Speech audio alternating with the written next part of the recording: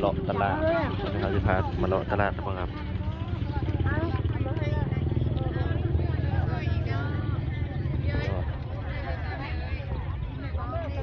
ตัวแม่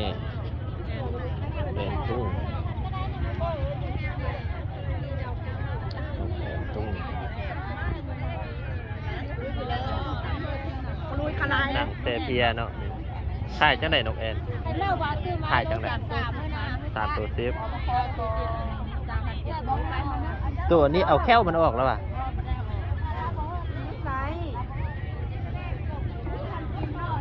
ไข่เมาปกติเนาะยามนี้ไข่เมาโอ้ประเด็กเดือดเซฟปลาเค็มเนาะอันนี้เนาะ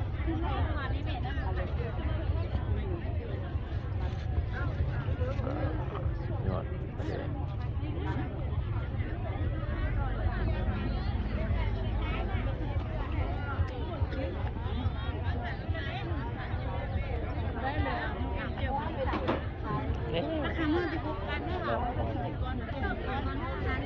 ก็จะมีของกินสุ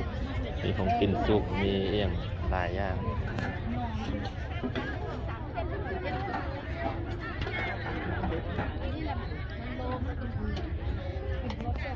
ก็จะ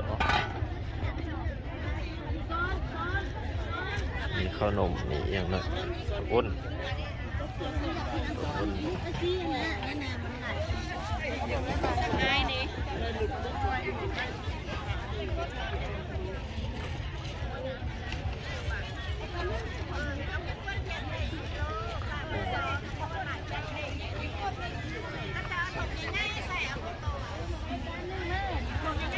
เซเปียมีอย่างหลายอย่างกดอาหารในห้องกลับมาแล้วเปลี่ยนใจส่งใหญ่แม่6 โลได้มดอันนี้ก็มดต้องซุปกับอีกเด้อมันที่ตรงไหน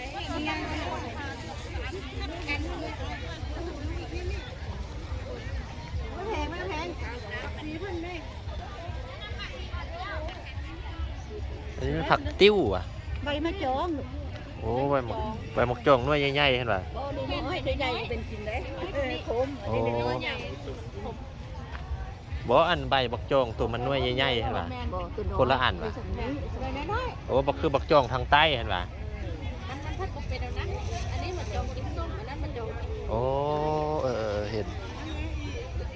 โอ้ใบมันก็เป็นคายนะ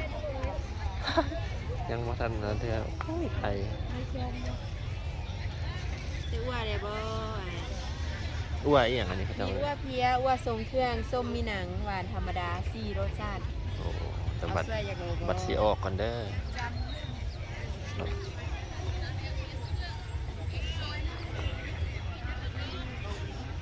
โอ้โหเนาะ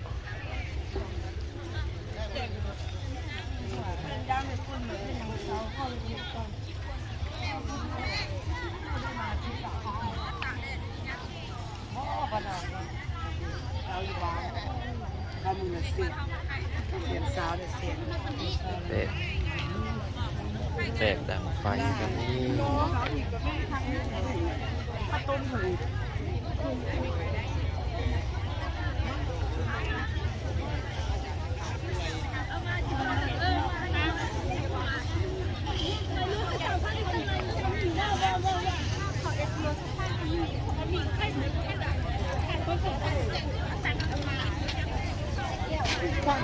ตัวน้อยอ่ะมันจะเป็นมีเนี่ยมันเกิดแต่มันก็ตายได้